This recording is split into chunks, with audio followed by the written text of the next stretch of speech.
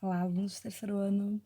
Vamos continuar falando então sobre esse período, né, importante na história brasileira, para a gente entender como é que se enraizou, digamos assim, uma série de práticas que até hoje a gente percebe, né, grande parte, inclusive, da composição política que temos até hoje, né, muitos representantes, em tese, representantes, né, uh, são oriundos dessas famílias, né, latifundiárias que sempre estiveram de alguma forma ocupando esses espaços, né, de poder. Mas vamos lá então. Em relação às primeiras medidas republicanas, então, né, a gente vai ter a expulsão da família real do país, tá? Então, esses tempos até vi um meme ali, príncipe real brasileiro disse que não tem racismo no Brasil. Oi? Na verdade, a gente não tem príncipe real, tá? Já foi, né? A família real foi expulsa, enfim, né? Nós não temos. Racismo, infelizmente, nós temos, né? Esperamos que um dia isso termine, mas príncipe real não. Então, a família real foi expulsa, né? Então, a república proclamada foi uma república federativa, então as províncias, né, foram transformadas em estados e cada uma teria, digamos assim, cada estado então passa então a ter uma certa autonomia, digamos assim, de gestão, claro, que algumas questões mais importantes, digamos assim, né, de maior responsabilidade, ficam por conta da União, né, ficam por conta do Estado maior, Estado brasileiro, mas em certa medida, né, os estados agora têm uma autonomia considerável, certo? Então, basicamente, nenhum governo, né, local que não estivesse de acordo, né, com o nova ordem, digamos assim, não seria reconhecido, né? E a gente vai ter uma série de conflitos, inclusive aqui no Rio Grande do Sul, um conflito importante vinculado a essas resistências, digamos assim, né? A esses grupos que ainda são, em grande medida, monarquistas, né? Bom, então, basicamente, se formou então uma Assembleia Constituinte, né? Começou a se organizar a casa e a ideia realmente era propor uma Constituição que vai sair em 91, tá? Porque demora, digamos assim, para fazer todas essas, digamos, alianças, aquele tomar lá da cá básico, para se chegar a um acordo e se ter uma Constituição, tá? Então, inicialmente se colocou um governo provisório, que teria então Deodoro da Fonseca como cabeça-chave, digamos assim, né? Como esse presidente inicial, certo? E algumas exigências já se tinha, claro, né? Por exemplo, para a própria Assembleia Constituinte, só poderia eleger essa Assembleia Constituinte aqueles que sabiam ler e escrever, o que era uma minoria ínfima, né? Um número muito ridículo da população brasileira, tá? Então, basicamente, algumas ideias, algumas reformas vão ser já pensadas logo no início, que depois vão estar presentes na Constituição como uma ideia, por exemplo, de liberdade de culto, tolerância religiosa, pelo menos no papel. Na verdade, o pessoal continuava chutando macumba, né, aquela coisa e tal, continuava perseguindo terreiros, aquela coisa toda, principalmente, né, as religiões de matriz africana. Claro que a população recém-libertada, né, sofria uma série de situações de marginalização, empobrecimento. Vão ir para as grandes cidades, né, porque não vão ter muito onde se encaixar, e vão acabar formando esses grandes bolsões de pobreza que a gente vai ver que depois vão ser as favelas, né? Bom, então a gente vai ter uma série de questões, né, como a questão do registro, né, do casamento, registro de óbito. A gente tem que ver também esses dados nesse período eram muito. Ninguém registrava nada, né, gente? O que valia, na verdade, até o momento, era o casamento religioso, por exemplo. Isso vai mudar na República, né? A República ela traz consigo, né, o Estado republicano, um grande aparato de burocracia. Então é necessário contabilizar as pessoas, né, ter uma ideia, enfim dessa realidade brasileira. Apesar de, claro, que também na República isso vai ser muito maquiado, muito utilizado para outros fins, digamos, tá? Bom, então basicamente a gente vai ter toda essa situação, né, e uma secularização, digamos assim, da sociedade.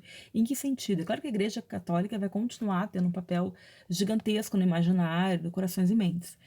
Mas agora a ideia era que o Estado fosse laico, né? E, bom, hoje em dia a gente já fica naquele, né, com o pé atrás, assim, né, no sentido de que se isso realmente em algum momento se concretizou de forma plena no Brasil, né?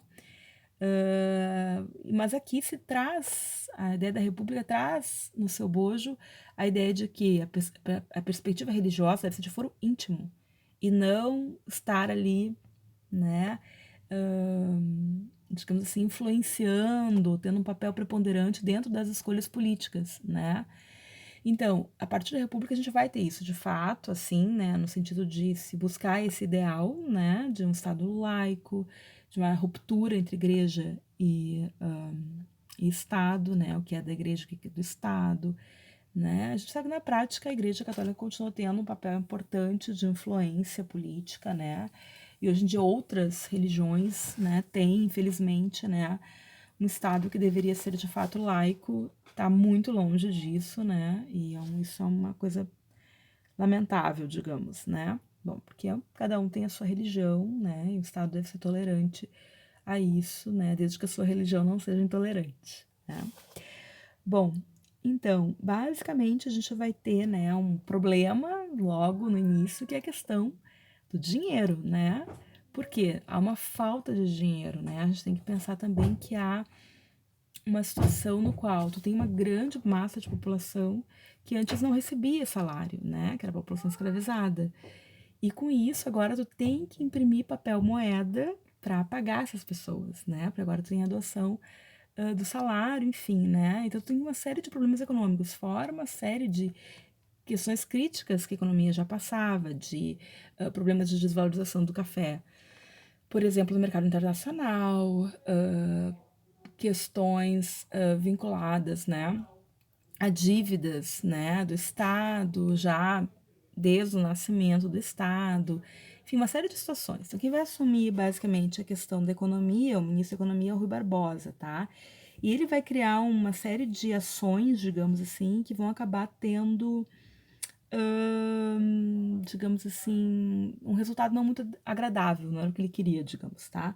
Então, o que ele vai fazer, basicamente? Ele vai imprimir muito dinheiro, né, muito papel moeda, ele vai acabar, então, tentando estimular atividades produtivas, novas empresas, mas como tudo era muito mal pensado, mal fiscalizado, o que aconteceu? Muitas empresas eram empresas fantasmas, muitos bancos não tinham saúde financeira suficiente, não havia um controle, então esse dinheiro sumia, a impressão de muito papel moeda faz com que a moeda se desvalorize, tu vai acabar tendo crises inflacionárias gigantescas, tá?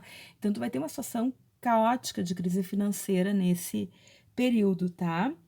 Então, nessa situação, né, até porque a inserção do Brasil no mercado permanecia o mesmo, mercado internacional, né, ou seja, né, enfim, vendendo matérias-primas, né, exportando matérias-primas que são muito mais desvalorizadas, baratas, e importando, né, o país estava muito longe de qualquer industrialização, né, então com tudo isso tu vai ter uma profunda crise, né, e toda essa situação de inflação, isso vai ser chamado de encilhamento, tá? Por que encilhamento? É uma metáfora vinculada ao encilhar um cavalo que está desembestado, digamos assim, tá?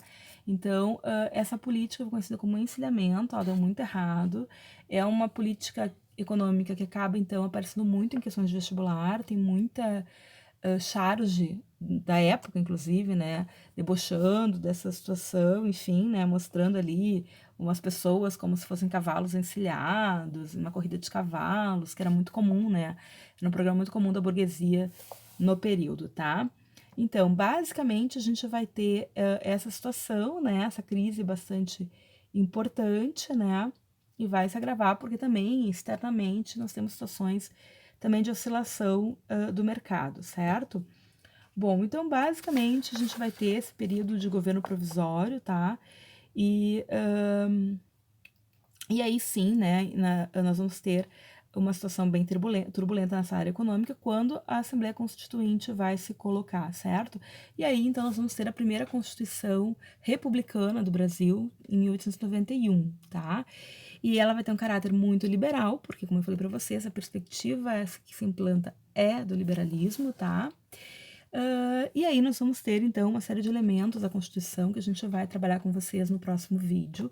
Lembrando que, apesar de a gente saber que esses temas, né, como Constituição, tratados, documentos de modo geral, são questões meio chatinhas a gente estudar, mas são necessárias precisamente por serem chatinhas, são cobradas muitas vezes em avaliações de modo geral, certo? Então, fiquem atentos, tá? A gente na próxima aula vamos falar um pouquinho sobre a Constituição e sobre, então, o governo, o caráter desse governo inicial, né, do Deodoro da Fonseca e depois do Floriano Peixoto, que será o seu sucessor, tá bom? Então tá, gente. Até. Cuidem-se.